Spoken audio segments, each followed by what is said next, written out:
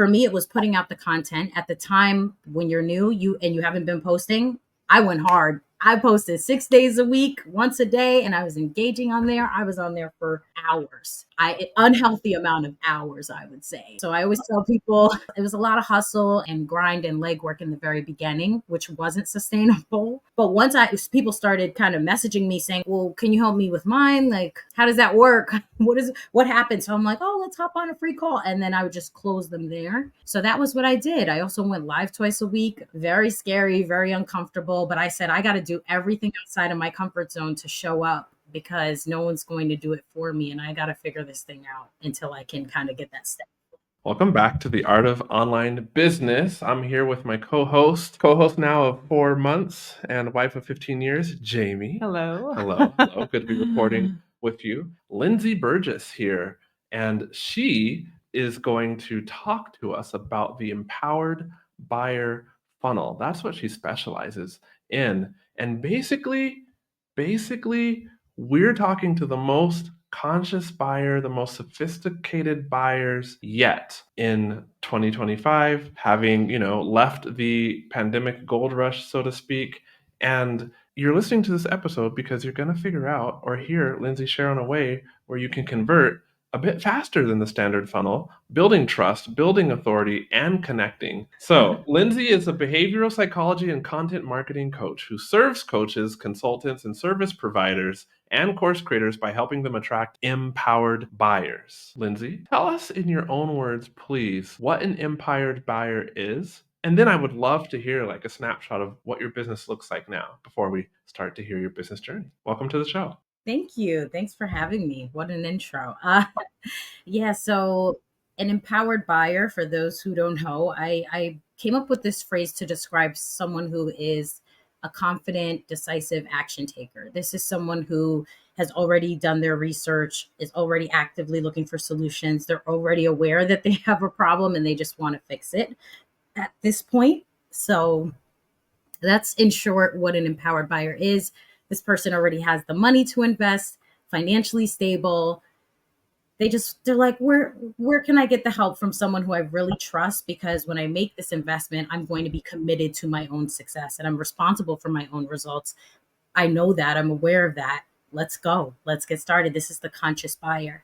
As you mentioned, that gold rush season during the pandemic, everyone became more aware of like, oh, I'm being marketed to, or, oh, advertising. Okay, now I know what this is and I'm kind of used to it and becoming accustomed to this, as opposed to before, people were a lot less aware that they were necessarily being marketed to. It was being done obviously strategically. I used to run marketing campaigns in corporate, and most people didn't even know they were being marketed to and are like, why am I adding this to my cart? How am I already in checkout? How did I get here? So yeah, and I think we've all been like, how did I get here exactly? But the thing about that is that, when you get to that checkout portion and the person's excited, they hit buy, they're like, I can't wait, whether it's a product that's getting shipped to them or an actual service that they're receiving. When they're excited and lit up about it, that's the best feeling. And that's how you want people to feel.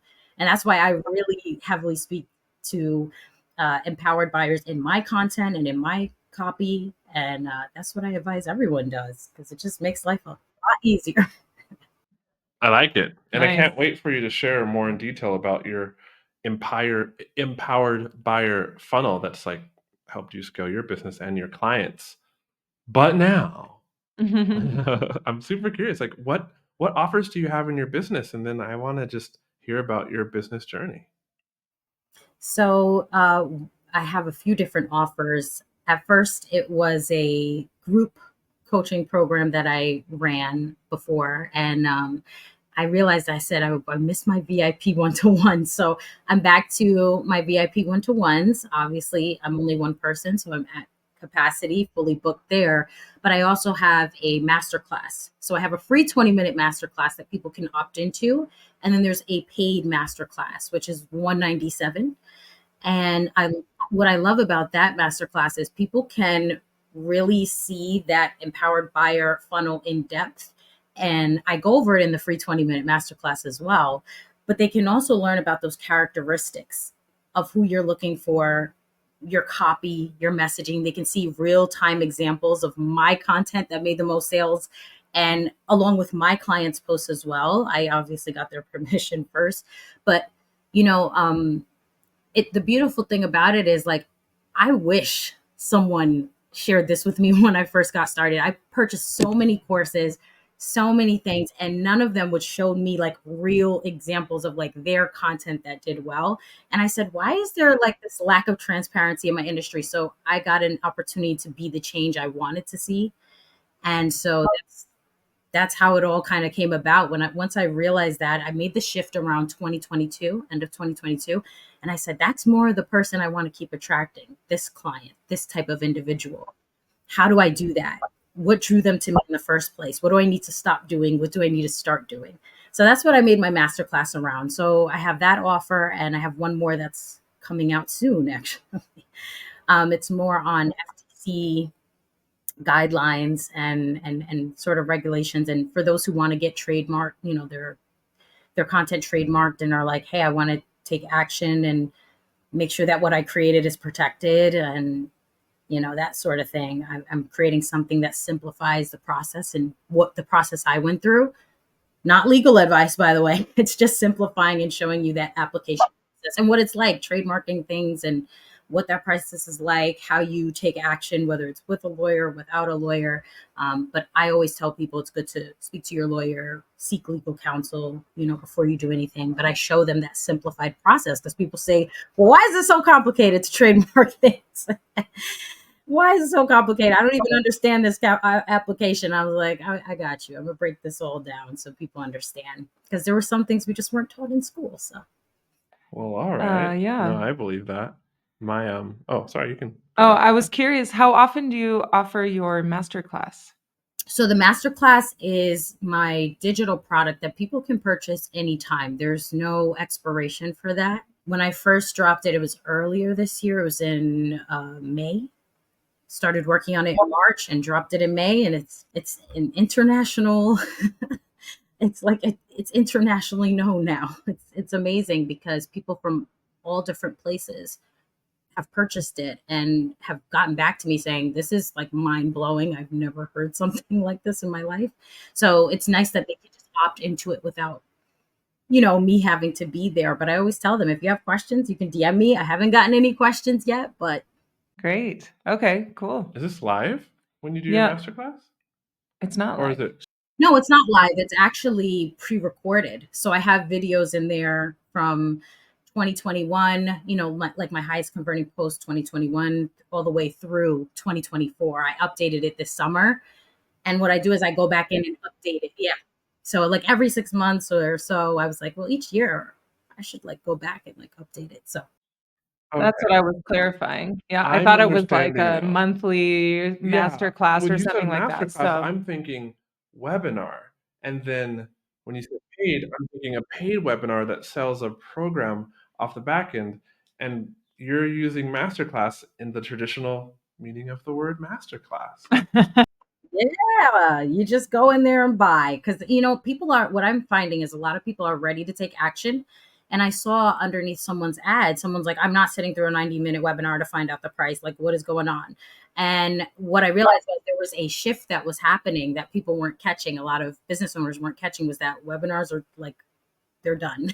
You know what I'm saying? Like, people don't want to sit through a 90-minute class to find out your price at the end, your 3 secrets. We know the formula. We've already seen it. We don't want it. We want someone who's going to get straight to the point, tell us like it is. Okay, like I saw your free 20-minute masterclass. I'm either interested in your paid masterclass or I'm not. So, and that's how I prefer it to be. nice. The direct approach. Yeah. I like that. Yeah. From content to clients masterclass. Now, is everything specifically geared towards service providers, or can course creators get in on the fun, so to speak? Yeah, there are course creators who have taken it and they're like, okay, this gave me more clarity and direction, because the best part about the offer is that I also go in depth about your extraordinary approach, which is a part of the funnel. What makes you unique and how you can use different language, and how you can, I go in depth on how you can create unique content that also like embodies your values as well. I think that's the part that's missing from a lot of people's content are their core values. And I think we don't hear enough about it. And it's like infusing little sprinkles of that into your content. So you're attracting these aligned people as opposed to people who are like, oh, that's who you are. It's like they should know that before they take that next step. And I think that was why I included it in the funnel. So yeah, that's what's also included in there is how do you pull your core values? How do you pull that unique approach? And I do that through a PDF. A lot of prompts don't relate to people. So what I did instead was I said, instead of creating these prompts, what about powerful questions that they can pull from their own experiences and be able to answer those questions in their content? That way they're never like, what do I post? Like everything's included in there. I like that. Instead of prompts, powerful questions. Mm-hmm. So tell us how you got started in all of this. What's your background, and did you always want to run your own business, or when did you make the shift? And Oh, I never thought I was going to run, never thought I would run my own business. That's really funny you asked that. If someone told me that I would be doing this, I would say, what, why, how? Like, how is that even possible? Because when I went to, growing up in the high school I went to, everyone was kind of expected to, oh, are you going to college? What college are you going to? Or you just kind of stayed where you were, that was pretty much it. So I went to college. I went to Pace University. I initially wanted to be a journalist, or so I thought. I was like, oh, I want to be a reporter and do investigative journalism, do all types of stuff. And I didn't realize how many politics were involved in that. And one thing I like is being able to speak freely, not feel like I have to be controlled, but also at the same time, I try to separate bias. So I shared this in my stories once, but it's interesting because in my class, we all took this test in my journalism class, and me and only two other students were independent. Like we weren't Democrat, weren't Republican, like we were independent in the middle. And what my professor said was, you will be probably like the least unbiased, you three, and the rest of you will have to separate your bias and try to make sure you get both sides each time. And so I've been one of those people who was like always open minded to new things. And I think that's what helped me to sort of, because I'm so open. I guess when my psychotherapist was like, hey, why don't you start your own business? I was like, I can do that. Is that an option? That's what sort of got me there. I was on Instagram scrolling, as most people were during the pandemic, and I had nothing but time. I had nothing but time. So when I binge watched a lot of her content on mindset and coaching, I said, I need to hire this woman. I feel like she can help me a lot. So that's how it all started. I hired her from Instagram, actually. So you hired her, a coach, before you started your business or after? Before I started my business. So I was still in corporate, and then at the time we all had to be home. So I said, I have nothing but time on my hands. Let me like invest in someone who can keep me sane because I'm going crazy. I was so used to just going and not even asking myself, hey, are you even happy? Like, are you enjoying what you're doing? Or are you just like a robot? So sort of broke the matrix there by just like doing something completely out of my comfort zone. And, she was really initially there to help me with anxiety and things I was healing from. I had lost my aunt during the pandemic, and I had lost an aunt previously. And it was hard. So I said, you know what can I do during this time to kind of keep myself from going crazy? Because I can't be out here. I can't say my goodbyes. I can't go to the funeral. They said there weren't going to be funeral arrangements. It was just a very complicated time. So I had to figure out, how do I pick myself up, because laying in bed and feeling sorry for myself is not working. Like, this is not who I am. This is not who I want to be. So I think hiring her was so helpful because I was binging her content, even though I was barely on Instagram, hated social media, didn't want to be on there at all. I'm like an introvert by nature. And so it's like, that's why I said, if someone told me you would be doing podcast interviews and out here putting content, I would say, me? I hate social media. Why would I be on here? I left social media for about 2 years before I finally came back. And yeah, I just came back, kept binging her content, and I was like, let's go. She invited me onto that call, and we took that next step. because I said, "How do I work with you? Like, what are your services like?" And she's like, "Let's hop on a call." And it worked out. And she's that one who guided me through and helped me to really take that next step. And I said, "I don't have a business degree." She said, "I don't either. And you hired me, right? So like, who cares?" And I'm like, There we "You go. got a point." I was like, "You have a point there. I'm gonna try this out. Let me take I would that say next most step." people we talk to in business, especially in the online space, do not have a business degree. Yeah. Do you? No. No. I feel like maybe kind of with the amount of business content I've Right. consumed. So you hired a therapist, I did. Yeah. and she So was a therapist licensed slash psychotherapist. coach. Yeah, she was a psychotherapist who was at the time, she actually was leaving. This was in 2020. So she was leaving her, she already was like transitioning out of leaving her job. She said, "I want to leave, but not yet." And I didn't know this, but I was the first group. It was me and a group of other girls. I was the first cohort of hers, and I had no clue, no idea. But she said that gave me the confidence to know, like, I can do this. So Don't you love that? You were the first cohort, and here you are now, more than a handful of years later, successful business, and like if she hadn't have had that first cohort, I wonder how that would have changed your path. Mhm. I wonder too, because I said, I'm like, I don't know how this would have changed, but it's like such a full circle moment.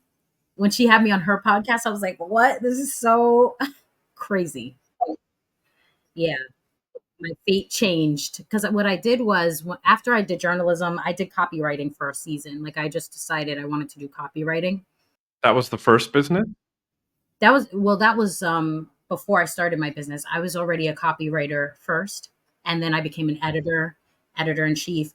Also moved into marketing because the social media team was like, "Oh my goodness, you're really good at like working with our clients and they love your ideas." Like I was always coming up with new content and ideas. And they're like, "Why don't you just move into content marketing?" So I actually did both. I was like an editor half of the day and then content marketer half of the day. So they trained me, taught me. I said, "I don't know anything about marketing. I don't know." I took a marketing class, an advertising class. I mean, you had to as a journalism student. I took PR, so I know a lot of things, but I don't know if I can like do this as a career. They're like, "You could do it. Like, you're really good at this." Okay. So they trained me on SEO back in like 2015. So I've been doing marketing since 2015. So yeah, she said, "Just start your own. Why don't you? It's the same thing. Just do it online." I'm like, "Oh, okay. Well, why not?" It's the same It's thing. totally the Just same. do it online. So what was the first challenge you ran into? Just doing the same thing but online. Yeah, it's very different because in corporate, we already have all the clients who are there. So my role is just working with the clients and creating these campaigns. And I'm like, "Okay, what's your business like?" I'm asking all the questions, kind of get a feel and a sense for their tone, style. You were just working with clients in corporate, and they were doing the job of bringing in the clients. The sales team brought in the clients. So I didn't care about, I wasn't thinking about, "Oh, okay, how do I get these clients?" They were already there. So in corporate, you have it easy, sort of, in a sense that not easy, but yes, easy. So the micromanaging or the kind of ego that steps in when manager's like, "Oh, well, I like this idea better," and kind of overrides it, even though you and the client love the ideas already, it can get overridden. So that's the challenge of that, working in that environment and having all those hours where you have to be there designated to a specific location. So that was the hard part. But the easy part was, hey, we have a whole sales team of like 40 plus people bringing in these clients left and right. I mean, you don't do any work. You don't do any legwork in that area. You're doing the work you do is, okay, I'm creating these marketing campaigns. Okay, I'm making sure I'm looking at these articles that these writers are putting out here. How can we make it SEO friendly? How can we? And so my eye for detail with editing combined with that copywriting knowledge, they're like, "Why don't you just do marketing?" So it all worked out. I'm grateful for that experience in 2015 that shifted my perspective, and that company gave me space to kind of grow a bit. But eventually I kind of moved on. I moved on. I did end up working for an insurance company and doing sales for a bit for an insurance company. And so I got licensed. I was like, okay, let me work in sales, but it was more in person sort of thing. And some were already previous clients just renewing. So again, I felt like there was a lot more ease with that as opposed to being online. This is my first time doing this. So I don't know what it's like to have to attract clients online. I don't know anything about, well, how do I do it myself now? Because now I'm responsible for getting the clients, not the sales team, not the other people. Well, what The did you whole do? funnel, yeah. What did you do initially to get your first clients? Yeah. So, okay. So, first of all, I started posting. I remember I posted up some Nelson Mandela quote, and I was like, oh my gosh, I got 3 likes. So, I'm freaking out. I'm like, this isn't, and I'm getting anxious because I'm like, maybe this isn't for me. But I promised myself, I said, give yourself at least 6 months to see if you can get a client. And if you don't, go back to a job, whatever. I already applied, by the way, to over 40 jobs and no one got back to me. And that's kind of why she suggested, hey, just start your own business because you already have the skills and the knowledge. You can take what you already know and monetize it. And, you know, so I said, okay, let me see what I can do. I at the time, I wasn't marketing anything about attracting clients because I didn't know how to attract clients. How am I going to teach them? So what I started with was, hey, I can teach you marketing and I can create a content strategy for you. So that's what I was honest about that. And that's what I did. I created content for people. In my head, I'm like, okay, what would I do for my first client? So I started sort of going based off of, and I hired a business coach too. I know people are like, why would you do that? You don't have a job. Listen, I was like, I need to know. One thing about me, I don't like to dive into something blindfolded. I like to kind of know everything sort of along the way. So I hired my first business coach. When I finally decided to post in 2021, I said, let me hire a business coach. I saw her ad and I was like, I think she resonates with me. Very practical. So once I did that, she said, do you have any client testimonials? I said, no. I left the company. So I don't want to reach out to people from there because that's kind of unprofessional. So she's like, well, why don't you do a free trial, sort of like a 30-day trial for free in exchange for some type of testimony? And I said, that's actually a really good idea. So I had connected with people, just networking online and engaging with people. If we were in the same live, I was like, oh, okay, who are these people in this live who are commenting? And I would just say, yeah, girl. I would be like, yeah, girl, right? And we're having these conversations. And next thing you know, I follow them. They're following me back. And I'm like, hey, I'm from New York. Where are you from? And I'm from Maryland. Oh, cool. So that's sort of how it all began. And I told her I'm very transparently upfront what I was doing.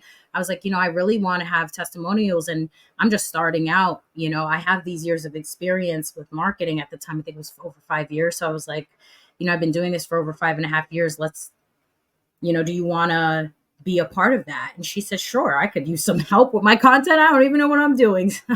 So it's just like, that's how it happened. It started with her and, Debbie. Oh.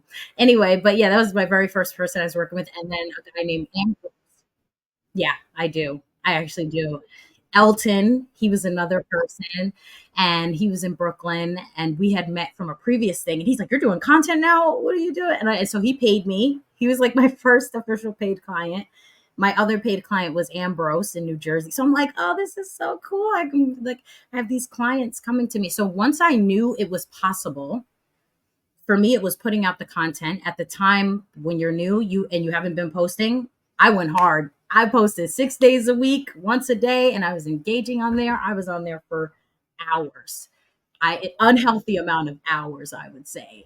So I always tell people, it was a lot of hustle and grind and legwork in the very beginning, which wasn't sustainable. I only had Saturdays off, so it was hard for me at that point. So after like a month, I was like, I might quit. I was like, I can't do this anymore. But once people started kind of messaging me saying, "Oh, could you help me with my content?" Or like, what, they were seeing the content and like, "Well, can you help me with mine? Like, how does that work? What happens?" So I'm like, "Oh, let's hop on a free call," and then I would just close them there. So that was what I did. I also went live twice a week. Kind of freaked out because, I had to cancel a few times. Lives are scary. I thought lives were so scary. Now I love them, but very scary, very uncomfortable. But I said, I got to do everything outside of my comfort zone to show up because no one's going to do it for me. And I got to figure this thing out until I can kind of get that step. So that's how it all happened. Yeah. Less than 2 months, 3 clients. Can you believe it? It's crazy. 3 clients. Wow.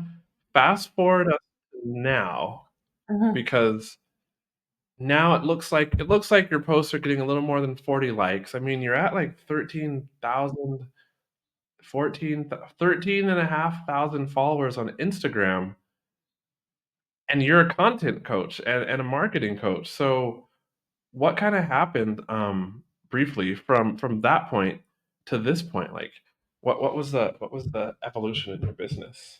Yeah. What I realized was when I had about 7 clients and it was all one to one, I said, this is too much. Like, I started realizing I've got to find a way. And this is what my business coach was working with me on. She's like, I mean, you have all these clients now, which is great. She was like, you kind of accelerate. You didn't even run ads. I was like, with what money? I'm paying you and I'm paying, my mindset coach here who's helping me. What money do I have for ads? So yeah, I was scared to throw it in there. So I said, I got to do this organically and figure it out. So, she pretty much showed me how you can create a course. And that's when I created my first course and my first group coaching program, which was CCI, my baby, consistent clients on Instagram. And once I created that in 2022, it was amazing. Like that was my first time being able to keep people all in one group. And we had the Facebook group, we had everything. And I'm like, okay, let's do this. I just want to get everyone in one space and then they can follow along with the course. So I did the course with the coaching once a week. I would hop on a call, answer any questions they had. And that was good. I think it was a great start for me because I transitioned from 2021 hustle, run. And I took my first vacation. How I knew I wasn't creating something that was sustainable was I took my first vacation in September of that year to Miami in 2021. And I said, wow, this was fun. And then when I got back, I'm like, I got so much to do. So I said, this isn't sustainable. I have to create more systems. I knew that I needed that. That's what my business coach was getting on me about, creating more systems. And I'm like, how? What do I do? But for me, I wanted to find something that aligned with me. I knew I didn't want to do webinars and sort of live launches. And I always tell people, do what feels most aligned with you. There's no wrong way. Like if you want to live launch, do live launches or go live. That's one way to do it. Some people hate going live. I hated it, but I showed up anyway, sweaty and all with my little hat on, trying to hide. I did it, So once you do it, you feel better. You feel better because you're like, well, I did that. I kept my promise to myself. And I think after like that 6-month mark, I realized, okay, I need to make this more sustainable so that I'm not hustling around, running around, making content every day, working with clients. I mean, it's hard to keep up with everything. To that point, I wasn't sleeping enough. So your sleep is a priority. Rest is productive. That's what I learned from my mindset coach. And slowing down is how you accelerate. So I did slow down a little bit and start posting less. That following year, I said, I can't do 6 days a week. Let's do 5. And then on the weekends, no work. Like we're not doing it. We're not doing it. No working. And little by little, that went from 4 days to 3 days. So yeah, people are like, how do you post 3 days a week? I'm like, don't listen. I put in the work first. So my thing is, in order to create sustainability, my business coach taught me you need to know your numbers. That was the problem. Me not knowing my numbers. I just immediately celebrated like the first time I hit like a 12K month. I'm like, oh my goodness, I hit a 12K month. Like I thought that was insane. That was the most money at one time that I had seen. And so I said, this is possible. So what else is possible for me? So I did need to know my numbers. So I always tell people, all my clients know this. I'm like, what are your numbers? Like, yes, it's good to be fun and creative and have a great time, but we also need sustainability. And in order to create that predictability and that sustainability, you have to know your numbers, like how much profit, you need to know profit margin. You need to know your like everything, overhead, like what are the costs that you've already put out versus how many clients do you need in order to make XYZ, or how many sales do you need with your digital product or your book, or how many people do you need to get in front of and how many of those are converting. That is a non-negotiable for me because when I didn't know my numbers, I was just and I had some dry months. I'm not going to ever lie to anybody. I had a couple of dry months that first year because I said, wait, okay, if I don't get clients, what do I do? It was too much of a riding the wave. I'm like, yay. And then all of a sudden you're like, wait, what happened here? What happened Right. down here? I wasn't The ebb ready and for this. flow. Now that It's I'm why done. they have that book called The Entrepreneurial Roller Coaster. Yeah. Yeah, exactly. And it was great because I had too many clients at one point, and I had to say, well, who's next to go? Because some of them are difficult anyway. So I had to. So What who was am I too many letting for go? you? I'm curious. Would you say? What was too many for you? I'm curious. Well, when you're one person and you're posting content every day and you're networking and you're going live and you're getting asked to, oh, we want to do a live together. And then you also have all these clients who you're creating full over 100+ content ideas for, and you're creating strategy for. I mean, it's a lot. So it's like for one person. I would have loved to take on more, but I just couldn't at the time because I was one person creating campaigns and saying, okay, let's do this and let's try this with your account. And they're like, all right. So it was a lot. It was just too much. For me, too many was like 8. That was just like, we're pushing it now. It was for year one. That was insane. And I was just like, let's go. And yeah, burnout happens. Next thing you know, you're like, oh, I have high blood pressure. That has never happened to me in my life. So I tell people, just don't wait until you have to go to the hospital to find out what's wrong with you. Like, don't do that. Like, don't be like me in the beginning. Like, try to create something that's sustainable. It's not about posting more. It's like quality over quantity, always, in my opinion. As long as you've built some form of consistency, that's fine. So what's your sweet spot right now? Or did you raise your prices or how did you adjust that? Raised my prices. I told people, if you want to create something that's sustainable, memberships are great too, because, and that's something I'm in the middle of working on for next year, is a membership, because I want to serve more people, like in a big group setting, for those who want that support and just have specific questions, but without saying, okay, how am I taking up more of my time? Because our schedule, we need that leeway. So for me now, I take less clients. I'll do 5 clients, like VIP one-to-ones, and it's high ticket. So I'm not putting as much of my effort into, okay, now I'm racing around, you know, hustling to try to find people, when meanwhile there are people who are already like, I'm ready to go. And so that's why I really focus more on, and people are afraid. They say, well, just keep your old clients and things like that. I never did that. I told them, all right, bye, time to fly, like fly the nest. If you still need me, I didn't do my role. That's how I saw it. But then as I matured a little bit, I said, wait a minute. No, there are people who enjoyed working with you so much. You should give them that option to renew. So anyone who's listening, if you don't have the renewal option, you better put that in place. 'Cause I don't know what I was thinking back then. We were Yeah, just I was like, we were just recording talking with about this. another guest Yeah. yesterday, and she was explaining that renewal is a big part of marketing, and obviously a very nice part of revenue when Mhm. clients renew. But you were kind of like an eagle, huh? A Mhm. mama eagle kicking her, what are they called? Eaglets out of the nest? Yeah, I said, let's work with new people. There's new people out there who want what I have. Let's go. I just want to help millions of people. My goal was always like one person at a time until I hit like over a million people. Like that's my goal. And so I said, if I can help, I said, let's start with the thousands. And I remember it was a recording, and I posted a small snippet of a reel. I was saying that I don't want to help hundreds. I don't want to help thousands. I want to help millions of entrepreneurs. And it's like, for me, my vision is to help them get there faster because they have someone like me helping them, but executing their vision, not telling them what to do and how to do it. My whole thing is, it's a collaborative process with my clients and I never told them, you have to do this, you have to do that. No, I said, well, I want to ask you questions first. A doctor never comes in saying, here's what you have. No, they have to ask you questions about your symptoms first before they prescribe anything. So for me, my role is to really get to know your business like I work that same business. I have the same passion for your business that I have for mine, as if it's my own baby.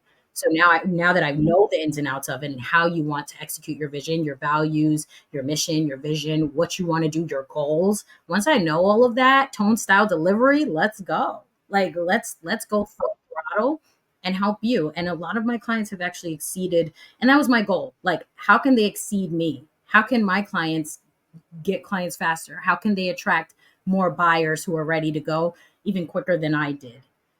And so that was always my vision for it. So it was like I was celebrating when people got clients like in a week. That was crazy. This girl broke the record in Canada. Shout out to Marie. I was like, a week? That's insane. Like I wish. But then it happened for another client. It was 2 weeks for him, a vocal coach. And I'm like, no freaking way. 2 weeks. So it's like I keep track of all their records to see how soon are they doing it? In a month? Okay, a month and a week. That's great. It took me about almost 2 months, but doesn't have to take everyone that long. And I think there's a lot of misconception that it has to be 6 months to a year, but we're in a digital era where it's so different. Time doesn't work the same way. Like it's crazy to think we had to mail something and now there's email. Everything is so quick, things are faster. All right. So, what is one thing that you would tease about this empowered buyer funnel to leave the listener with? Sure. So, what I would say is there are people who, and I'm sure you've heard it before, you've heard the objections of, let me think about it, got to ask my partner, I don't know, or emailed me the information, they ghost you, never get back to you. You name it, you've probably heard it already. And that is someone who is in that stage of, I'm just not ready yet for whatever reason. They are not confident in themselves. They are not ready to make decisions. Some people say, I don't make decisions quickly, and that's okay. You know what I'm saying? Why spend time? I think about it like therapy. Why spend time helping someone who is like, I'm not ready to be helped? Why push? We don't have to push. We attract. There's a difference between pushing and making things happen. And that can turn out with its own set of problems, by the way, when you push, as opposed to someone saying, oh, I want this. Mm. Yeah, usually they're not your ideal client if you have to push. Yeah, because if you do, even if they're in, they signed the contract, they paid the invoice, they're ready to go, supposedly. Now they've got 100 million questions, they've got 1,000 expectations. And now you're like, what? What in the world? And now this turns into them bossing you around and they're micromanaging you. You're like, I'm not your employee. Like, what is this? So we don't want to attract the headaches. We want people who are like, oh, I'm excited. Just pay the invoice. I'm dancing. Like, let's go. We want those people who are ready. They trust your wisdom. I trust your knowledge. I know you're an expert at this. Let's go. Those are the people because they're committed to their own success. They're already winning because they. These are people who love investing and celebrate that. So there's a completely different buyer here that we could be speaking to, but in our content, we're told, let's speak to the person who is not problem aware. Let's create problem aware content because they're not aware they have a problem. So now we have to convince and persuade. And I'll leave you on this note here. I'll leave you on this note before we go into our next episode. But in therapy, they teach you if someone isn't aware they have a problem, they cannot be helped. So just being aware you already have a problem puts you ahead of someone else. So for those who are kind of hard on themselves, like, oh, I'm not good enough, I'm not this enough, I'm not that enough. Well, you're already aware of some of the things that are your weaknesses. So you're already a little bit ahead of everyone else. So give yourself that grace and compassion. It's okay not to know something, but when you're aware that, hey, this is not my strength, that gives you a great opportunity to work on that. So